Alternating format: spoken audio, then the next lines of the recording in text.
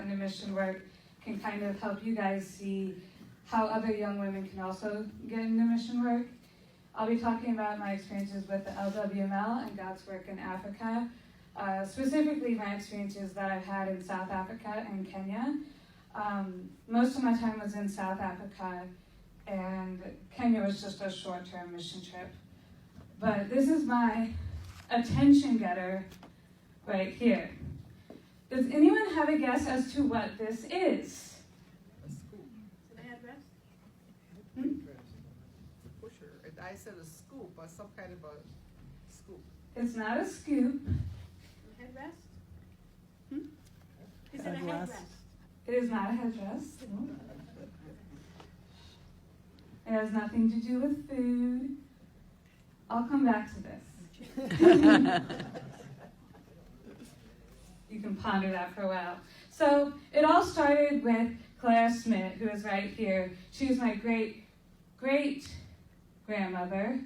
So my father, that's my grandfather, that was his grandmother. And he actually lived with her for a lot of his life because his father died when he was young, and they moved back in with their grandparents. And so I love sitting around the dinner table with my grandpa Young because he tells me all these stories about her and how she really wanted there to be this group of women coming together and doing mission work. And that it was really hard for her to start the LWML. There were a lot of people kind of thinking that, well, that's not really the place for women to get involved in the way that she was trying to encourage. But she got the LWML started, and she was the first president of it. So it's kind of been in my blood. My grandfather became a pastor, which was not what he was planning on doing. He went to college to, I think it was biology. He wanted to work with animals. And somewhere along the line, he changed and decided to become a pastor. My mother was a missionary. Right after she graduated college, she went to Guatemala, and she taught English there for 2 years. And so hearing these stories growing up really helped me realize, man, that's something I want to do too. Then there's this missionary named Sue Hasselbring, and she came and visited our congregation in Chester, Illinois, St. John Lutheran, and I don't know how old I was. Honestly, I don't really remember it, but my mom likes to tell me this story of how she demonstrated how women in Africa would carry babies on their back. And so I was the demonstration. I guess I was 2 years old or something, and she put me on her back and showed how they would walk around with a baby on their back. So 2 years old then, I was already getting some mission experience. And so, like I said, my mom, Alice Decker, did mission work, and she's always been so interested in other cultures and things like that. If you were to see my doll collection I had as a child, they were all different races. I had, a Hispanic doll and an Asian doll and this kind of doll, and she didn't just give me white dolls. But later, when Facebook came along and I was in college, there was this post by the Office of International Mission from the LCMS saying that they wanted GEO missionaries. GEO stands for Globally Engaged in Outreach. And they're people who volunteer at least a year or two of their time to do mission work in a foreign country. And I just commented on that saying, oh, that's cool, I'd like to do that. And next thing I was getting a private message and going back and forth with someone, and then we were emailing, and I ended up doing that right after I graduated college. So this is Africa, and I went all the way down to South Africa right here, which is that green one. And then later on I went to Kenya, which is this orange one here. So South Africa is known as the Rainbow Nation because they have so many different cultures there, so many different tribes and languages. I was there from 2013 2014. Well, I was there 2 years actually. So it's the very southernmost country in the continent of Africa. And this is a close-up of South Africa. Johannesburg and Pretoria are two of the really big cities that we fly into Johannesburg and then go along here. And the place I was at actually isn't on the map, but it's in this orange area, Mpumalanga, which is the province, kind of like our states. And then we were in a town called Middelburg. And I was a teacher there. We were at a school called St. Peter Christian College. When they say college, they're talking about a school. So they had kindergarten going up through, at the time I think it was 6th grade, and they were still adding on grades each year as they went on. So their classrooms, their hallways were outdoors. Instead of having indoor hallways, it was just different buildings for the different classrooms. So that was my classroom right there. And this is where we would have assemblies. The school would just gather there and we'd have our introductions for the day and everything. And this was my very first class that I ever taught fresh out of college. And I still remember a lot of their names. It took me a long time to learn them all. Kudrano, Borkano, Pearl, Zincle, Ntando Kababa, which was my favorite to say, and he got in trouble a lot, so I was always shouting Ntando Kababa. Mobi, which you have to click your tongue to say the Q, and Mobile, another click. There's 3 different clicks in the Zulu and some of the other languages. There's a click with the front of your mouth, there's a click on the side of your mouth, and there's a click that's just really quieter in the very front. So it was kind of fun learning all those clicks and incorporating them.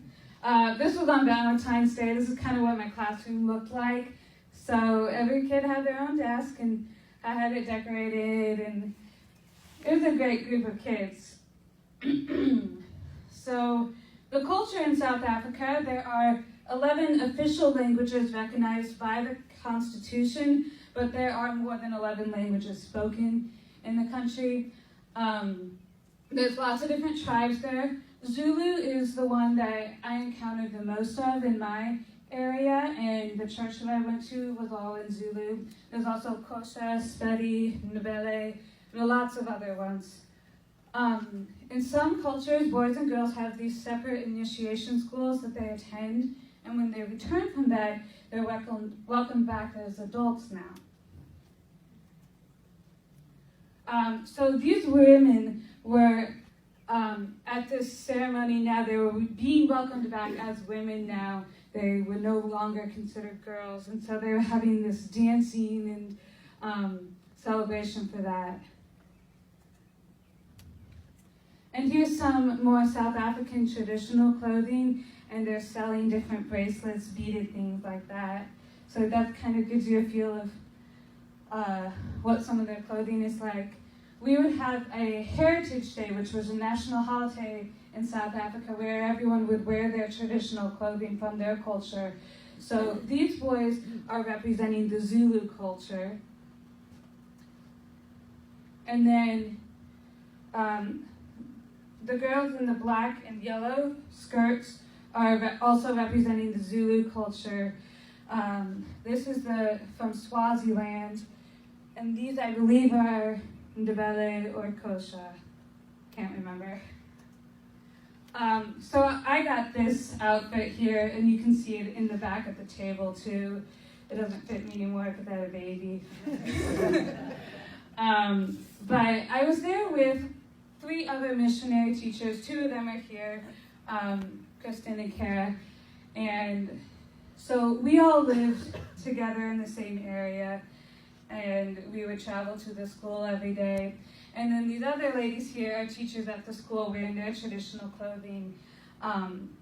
So we like to work with these teachers and share them ideas for how to be good teachers, because some of them, honestly, they finished high school and then they went straight into teaching. They don't all have a college degree.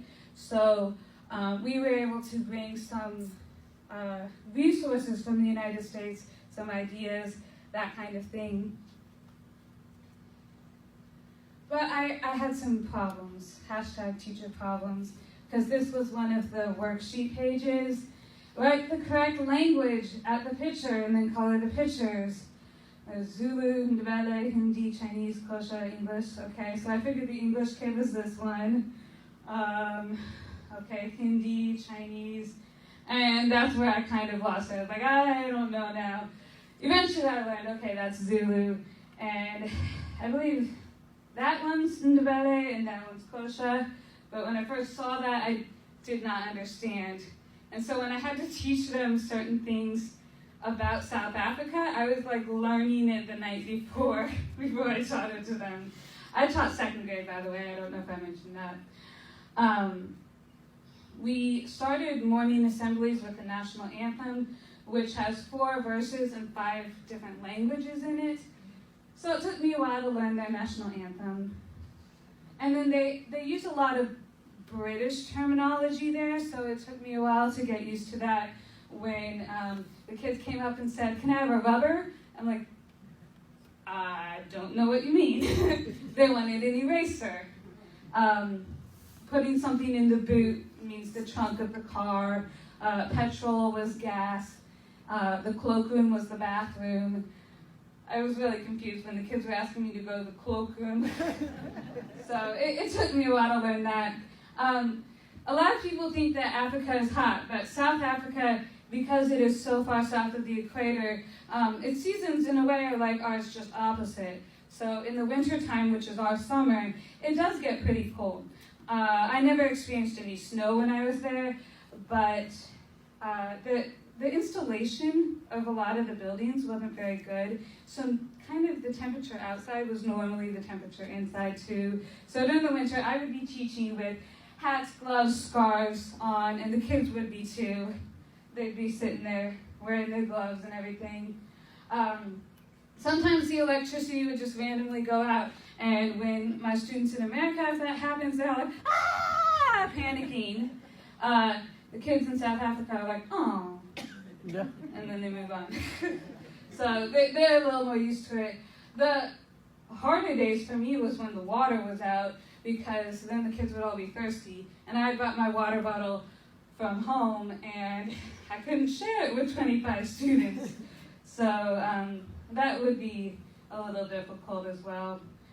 During the rainy season, I would get so wet that my shoes would get soaked, and so I would just take off my shoes at the door of the classroom, and the kids, their shoes would be soaked. A lot of them would walk there, and so they'd take off their shoes, and we'd just be in the classroom barefoot, because we didn't want to sit around in soaking wet shoes and socks all day. So me and the other missionaries, we lived in a town, and going from that town to the township was kind of an interesting transition, because back during South Africa's history, during apartheid, they had all the white people could live in the towns, and the black people had to live in the townships. And then the black people would come into town to work during the day, and they had to be out by a certain time after that. So even though apartheid is over, and black people are allowed to live in the towns now, and there's still a lot of that division. So we lived in the town, and then we would get a ride to school every day. And to be in this township, where it's just basically all black people, I stood out. And me and the other teachers, people recognized us, and they were wondering, what are they doing here? And so it was interesting, and there's still a lot of hurt feelings there, but when they heard me speak and they heard that I had an American accent and not that accent of the white South Africans, the Afrikaners, then they immediately liked me better because of my American accent. So I had to dress modestly and nicely. A lot of the teachers, I don't know how they did this, they would wear heels all day long. And some of them walked to school. I'm like, how do you do that in heels? But they took their job so seriously. They were always dressed so nicely. I couldn't wear anything above the knee, that kind of thing. So it was just all a little bit to get used to. So I would get a ride to school every day with Mr. Makua, and his car was not very reliable. And one day as we were making a turn, the door kind of like swung open. So I was really glad I had my seatbelt on. It was always an adventure, the sounds that the car made. We just hoping we would get there, and we made it there, and it was okay. We were just, this was kind of my day. We would teach, then we'd go home, and then I'd walk to the grocery store since we didn't actually own our own cars, and I'd have to carry my groceries home, so I couldn't get a lot of groceries all at once. That's why we made more frequent trips to the store. I like to go on runs while there was still daylight, get some exercise. Luckily, we did have a washing machine, and a lot of people don't have that, so we were lucky with that. But we didn't have a dryer, so we hung our clothes on the line, and that was hard during the winter and the rainy season. We would try to make clotheslines inside the house and hang things up there. And yeah, it was hard in the winter with no heater. I would sleep with a hoodie on and all bundled up in fuzzy socks, things like that. But in the summer, it would get really hot and we didn't have air conditioning, so we had some extremes there. But I did have some, we had internet. It wasn't always reliable, especially towards the end of the month. If you used up too much of the internet, then it was out until the next month started. So we had to be careful about, if I tried to upload too many pictures or videos onto Facebook, then we would lose our internet for the month or something. But I would Skype with my family, but I had to stop and figure out the time difference. And then when the time change happened in America, there's no time change in South Africa, so then I had to figure that out. Whenever we did go to gas stations, there was no self-serve. It was always like someone coming up and pumping the gas for you, and you would tip them. There would be parking lot attendants who would, show you where the spots were, help you back up, you'd tip them. And it was kind of, their job was just to walk around and keep your car safe while you were in the store or wherever you were at. There was a lot of security there because there's a lot of crime. So all the homes were just basically surrounded by walls, barbed wire on top of the walls. We had an alarm system in the flat that we lived in. There were gates. There were all these different keys we had to use to get into our home. Anytime we left, we would have to hide things. We couldn't just leave our laptops laying out on the table. We would hide them away in case someone did get in, then hopefully they would find the stuff. If we did run out of internet, we would try to walk to the nearby internet, or the McDonald's where they had internet. But if I went one way, then I would go a different way home so that in case someone was following me, they would get a little thrown off. And then we had this thing where you buy electricity. You would go to the store and I need this much electricity, and you'd get this thing, and then you'd go back with your receipt and you'd type it into your electricity box, and I wasn't used to that either. So it was just a lot of things that I really was not used to that took a lot of adjustment. I did get to go to a couple of weddings while I was there, which was pretty neat. Normally when South Africans want to get married, they have a ceremony called the lobola, where a man makes negotiations with his future in-laws for the bride. The groom's family will have to pay the bride's family. Traditionally, they would negotiate with cows, but now it's more common that they use money. And then they have something called the white wedding, which was more like our Western-style weddings, where the bride would actually wear a white dress. But it would start late. I went to my friend's wedding. It was supposed to start at 10 in the morning, so we were there a little before 10, and almost no one was there yet. And it was like a couple hours later before she ended up walking down the aisle. But it was normal. In America, if the bride's late, you're like, oh, runaway bride.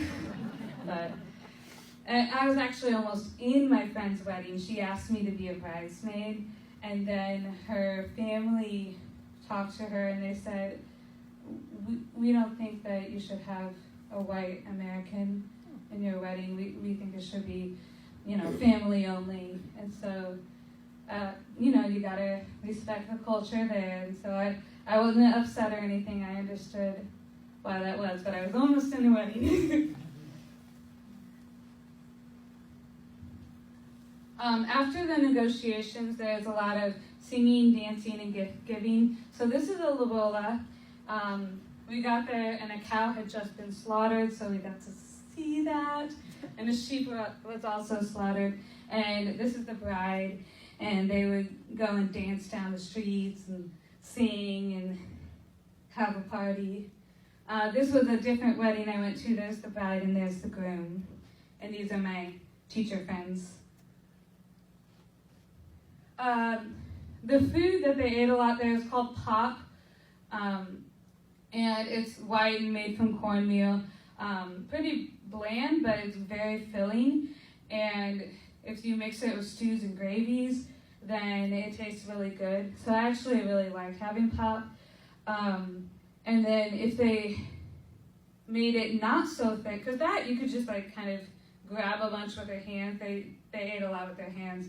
But if you made it soupier, it could become a porridge for, in the morning, they would put sugar in it, and then it would be kind of like grits. So a lot of the meals we had, there would be pop, rice, chicken, beef, beets, squash, cabbage, pumpkin, sweet potatoes, beans, carrots, those kind of things. So I really liked the food that I had there. There were some gross things that I ate as well, but like that. Honeyworm. That's a mopani worm.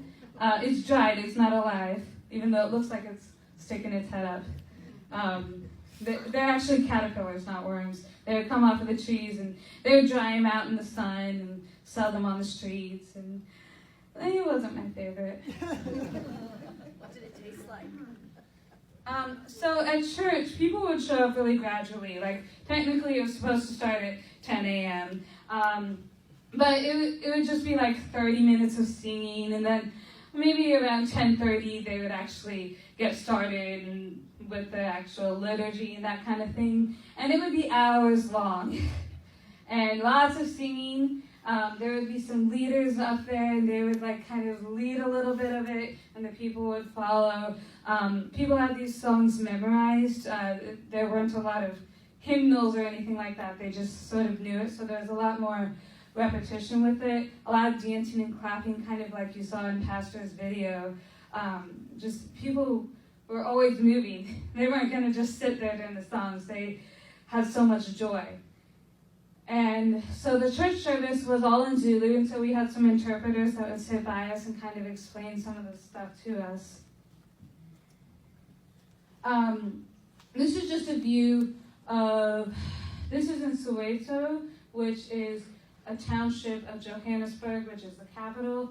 Kind of what some of the housing looks like and how close together it is. And that was basically my time in South Africa. I spent 2 years there. It was awesome. I loved it. It was really hard to leave, but I felt that God was calling me back here. And not too long after I came back, my boyfriend, who I'd been doing a long-distance relationship with for 2 years, proposed to me. And so then we got married, and he was in medical school at the time, and he's just now going to graduate, finally, in May. He graduates medical school. And during one of his summer breaks from medical school, he was starting to get a little burned out. He's like, I hate all this sitting around and studying. He wasn't doing a lot of in the hospital work yet. It was just really reading a bunch of books, and he was getting discouraged. And so he was like, let's go on a Mercy Medical mission trip. And so this was just something we did for a couple of weeks in June of 2016 to go to Kenya. And it really, I think, helped re-inspire my husband to keep doing what he was doing. So Kenya's here. And the area of Kenya that we went to was very different than South Africa. South Africa, the area I was in, wasn't as poor as the part of Kenya I went to. And the landscape was just so dry. There were these thorn bushes. The goats would eat from the thorn bushes. A lot of the kids and people would walk around barefooted. If they got some thorns in their feet, they would hurt their feet. It didn't sound like the best environment to be in. There's a lot of dry dirt and sand, but you can see in the background there were also mountains. This was called Lodwar in Turkana County, and they only got 7 inches of annual rainfall compared to Springfield, Illinois, where I live right now. They get about 37 inches of rain, so quite a difference there. Nadaparkanango, Turkana County, Kenya, and so these are some of the homes that the people would live in. And we got to tour some of them, and the interesting thing was homes like this were where the adults would sleep, and things like that were where the children would sleep. So they wouldn't really get a roof. And the crazy thing was, for their goats, they would make an enclosure with a roof. So the goats got a roof and the kids didn't. But like I said, it didn't rain much, so. They used ugali there, which was a lot like my pop from South Africa, cornmeal and boiling water until it was doughy. Different kinds of greens, kale maybe. We ate goat there, different kinds of beans, hard-boiled eggs, sausage type things. There was English and Swahili, mainly in Kenya, but of course lots of other languages as well. Where we were, Ateso, Turkana County, there's Turkana dialects in that area. So we had a clinic set up outside of Nadaparkanango, and we set up different tents, and then there was a church, not a Lutheran church, I believe it was a Baptist church, that let us use their building also to sort of set up this clinic for people. That's the church, and there's one of the tents. And people came from really far off. There was news about us on the radio, and so people would walk for days to get to this clinic because they found out we were free, and a lot of people could not afford to go to the doctor. So people would be lined up and sitting around for a long time. So there was a pastor from the United States who came, and then there's a pastor or a leader of Lutheran Hour Ministries in Kenya who was helping translate. And what they did was before we treated them medically, we would treat them spiritually. So they would be in this evangelism tent, and they would give 5 to 20-minute sermons to these people, talking about tribal relationships, famine, hardships, God's grace, mercy, forgiveness, that Jesus died for them, that we would be seeing believers again in heaven. They talked a bit about false gods, and they talked about how the gospel is for everyone, no matter the skin color or the tribe that they are from. So that's my husband taking a guy's temperature. There's one of the nurses from our trip checking someone's blood pressure. I do not have medical experience, so I was given 2 different jobs. They had these evangelism bracelets where there's different colors meaning different things, red for the blood of Jesus and white for purity, blue for baptism, things like that. So I kind of explained the colors to the kids and talked to them about God. And then there was a dentist office in the States that donated a bunch of toothbrushes and toothpaste. So then I was demonstrating to everyone how to brush their teeth. And the issue that I had with that was, there's a bit of a language barrier, so I thought, well, I'll just show them and it'll be fine. But I didn't demonstrate enough that you're supposed to spit out the toothpaste. And so what happened was a lot of the kids took this toothpaste home and they basically just ate it, and later they were throwing up. So the next day after I found that out, I was being very animated with it. I was like, do not swallow. Then you're gonna get sick and So I made it pretty clear that don't swallow it. So after they did the vital signs, they got their toothbrushes, that kind of thing, they actually went to see a doctor. And the doctor, they would tell him issues of things that had happened to them months ago, where a few months ago I had this problem and this problem, but it's because they don't get to see doctors, so they're going to tell you all their problems that they've had. And then they would go to a lab also, so now my husband is doing some malaria tests, other kinds of testing as well. There were 5 people who came during the course of the week that we had this clinic that we actually had to send to the hospital because they were so seriously needing help. We saw about almost 2,000 people, and there were a lot of malaria tests that we did. About 360 of them were positive for malaria. A medical technician, a person in Kenya, was earning about 22,000 shillings a month, which is about $200. So that's kind of just thinking about what they in Kenya earn, how that compares. And then we had medicine that we were giving to them as well. And so we would give them weeks or months worth of medicine. We were giving kids vitamins and just all sorts of things, whatever they needed, and helping them out as much as we could. And then some people needed to get IVs. This girl needed to be hooked up. And this was the ambulance, and we would pay for the people hospital stays. This is James, the enforcer. He's the village elder and the policeman. He helped us organize the clinic every day, make sure everyone was lined up, make sure that the village kids went to school instead of hanging out with us all day, because they were really interested in what we were doing, and not every day that this happens. We also met the Minister of Health, which is this lady here.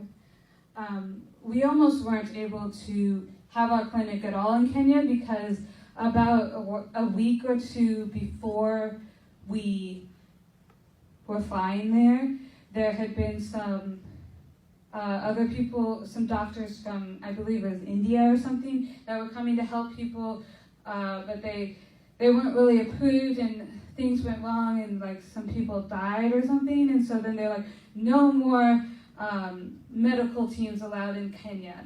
And so, when we were going through customs and everything, then we couldn't tell them what we were actually doing. We just said we were on vacation, and we were really worried. But because this lady had some good connections with the Lutheran Church in Kenya, and she knew that we were connected with the Lutheran Church in America, then she kind of advocated for us, and it was because of her that we were still able to have this clinic.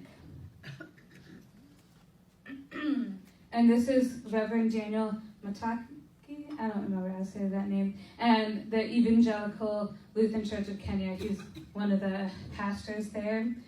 And here's some different women and people that we met. The cool thing about their necklaces, it symbolizes beauty. So the more necklaces they have on, the more beautiful they're considered to be.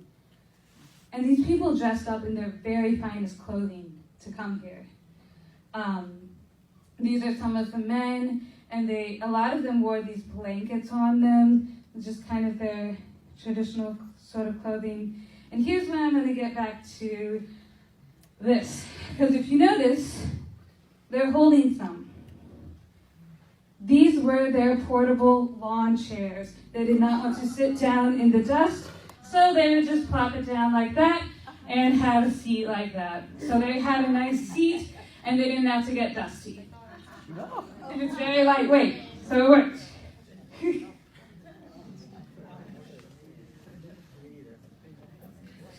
All right, and I really like the children since I'm a teacher, so I blew bubbles for them, and I taught them different songs I know. We talked about the ABCs and numbers and all sorts of things like that. There's more bubbles. There we are. jumping around, singing songs. Yeah, they skipped school, they ate toothpaste, all that. Okay, and the kids seem to like my husband too.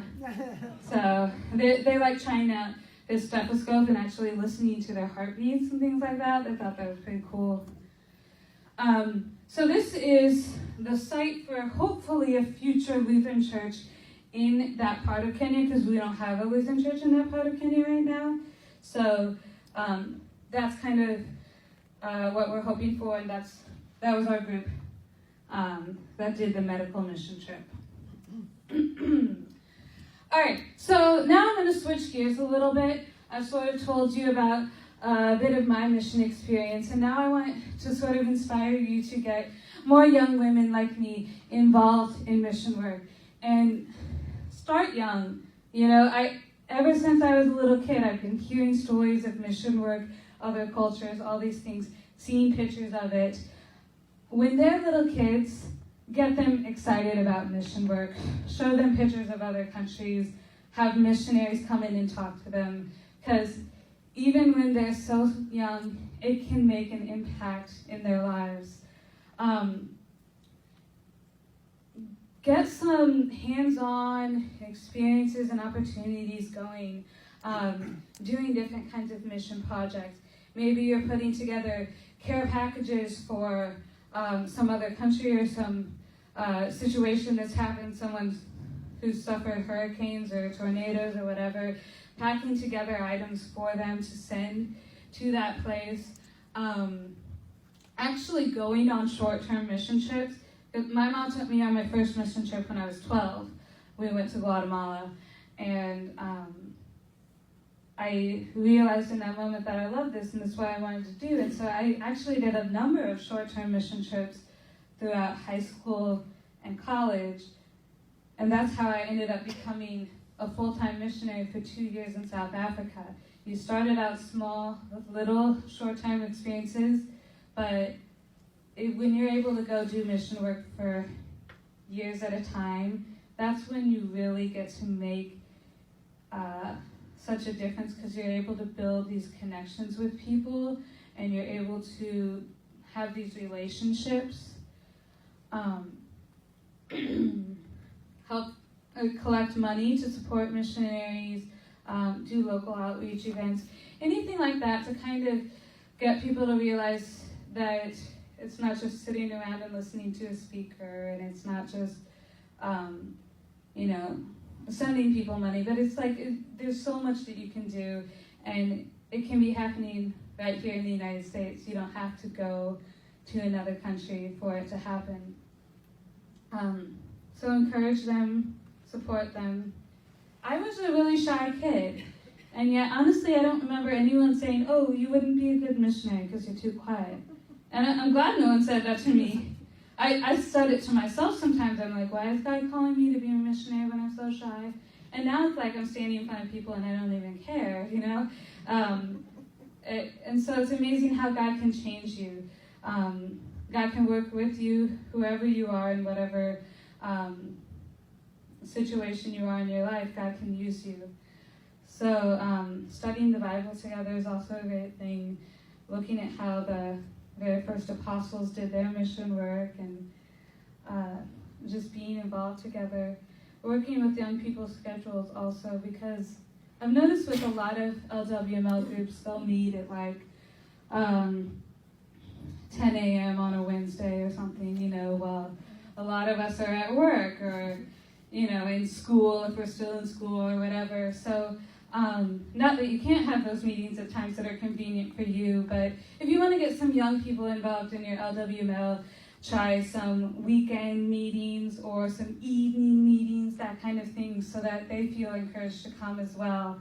Because I know that was one thing that was hard for me when I came to Springfield, and the local LWML at the church I was at the time was not meeting at a time that would work for me. So just do what you can to sort of help encourage them too.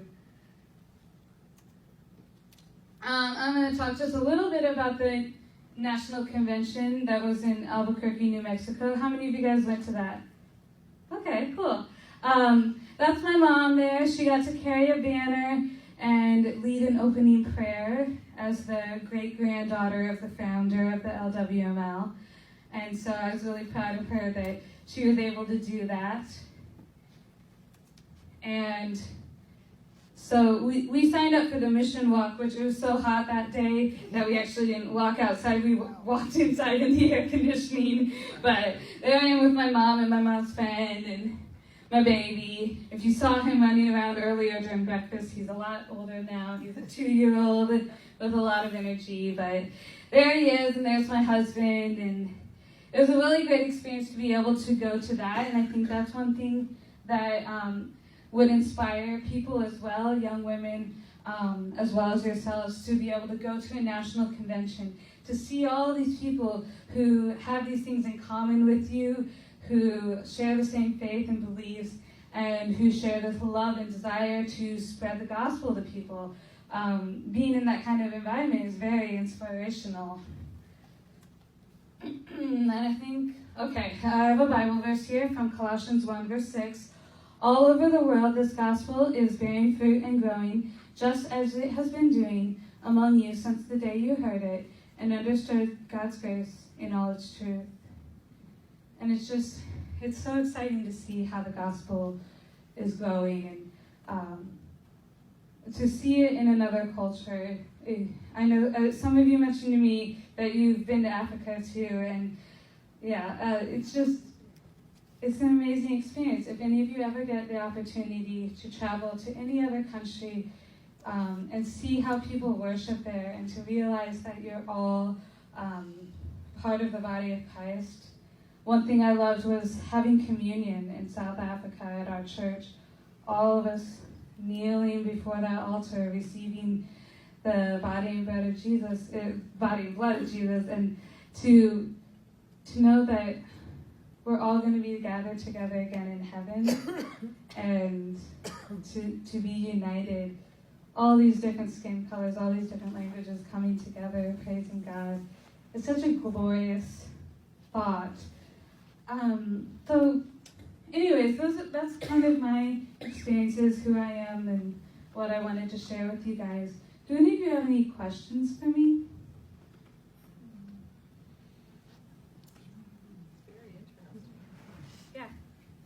Will you be going on another mission trip sometime in the near future? I don't think anywhere in the near future. We're actually going to be having a second child in December.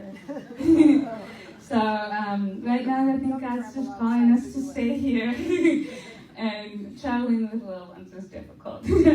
But my husband and I do hope that when we're older again, and once we're done having children, and then the children reach an older age, maybe when they're in high school or something like that, to be able to take them on mission trips and have them experience that. And we've talked about maybe in retirement doing something like geo-missionary again, where we go and he can use his medical experience to help people and I can use my teaching experience.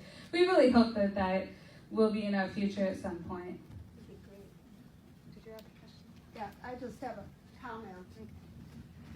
You know, she was on a mission trip, and some of you know I wear more than one hat. I not only am your district president, I currently am also the chairman of the Most Ministries Board.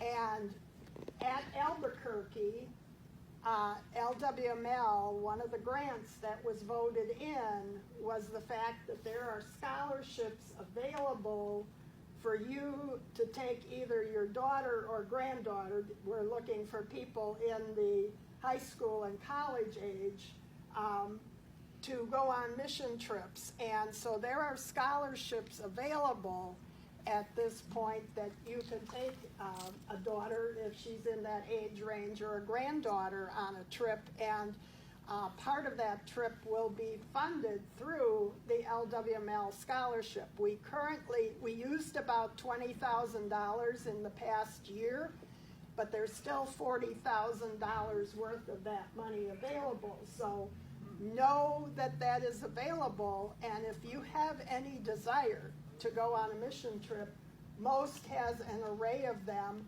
In fact, one of the trips that we're looking for people is to go to Kenya the end of August. We're trying to get enough people together to do that. We'll be doing eyeglass clinics, and we will also be going into the area where the Dignity for Girls kits are being given out.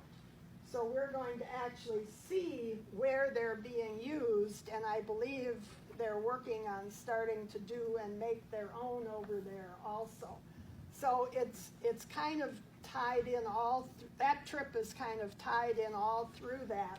There's a trip to Ethiopia that is for the deaf over there, and so there will be deaf translators over there for that trip. We have another one to India. There's a couple to Guatemala, I believe. They're eyeglass trips that are not filled yet. And, you know, if you have any desire to go on any of these, go on the Most Ministries site. I may or may not have that in the report I'm going to hand out in a few minutes. But know that your funding through LWML is working to provide people with the opportunity to go on a short-term mission trip. I have a question. Are most ministries nationwide or just Illinois-wide? Oh, no.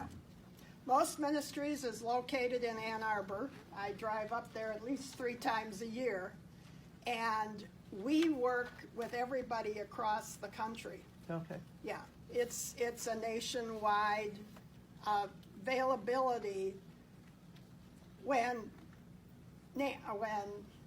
Synod basically stopped doing short-term mission trips a number of years ago, that's basically what we've picked. We've picked up some of that. Some congregations do their own, where Synod is much more concentrating on the type of thing that she was doing, the year or 2 year or 3 year. By the way, Lori Kirst was on the picture in there, and I've gone on several mission trips with her also. I'm like, there's Lori. We're trying to get her on the Kenya trip, so. But yeah, that's, most works nationwide.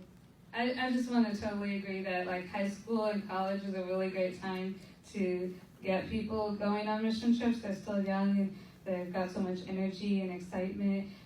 They're figuring out who they are at that point and what they want to do with their life. And for me to go and do mission work right after graduating college, before I was married and had kids, and you know, everything like that, that's a really good time. Not that you can't do it when you're older, but if you see someone around that age and you think they'd be good at that, please encourage them, because that's a really good time in their lives to do that. Anything else? Someone asked earlier what potty worms taste like. They're like those ones were really crunchy because they've been dried in the sun, so it's like the grossest potato chip you've ever had. But they also make them, they can boil them and put different sauces with them. I think I had those one time and they were a little better. They're a lot squishier though. So. No, one word. Delicious. He likes them. Only from him. Only from him. Mopani worms, less than half of the people in South Africa will eat them. Some of them have tried them and don't like them. And there was a pastor's wife we were trying to get to taste them, and the Mopani went about this far,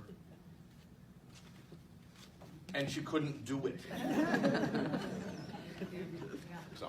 Honestly, the cow intestines were worse for me. I liked those a lot less.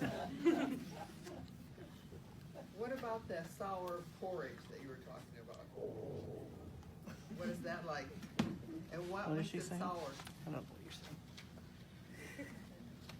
Love it. It is grain sorghum that is fermented. Yeah, okay. And as you set it and then you ferment it, you stir it by hand because the bacteria of the hand is friendly to you.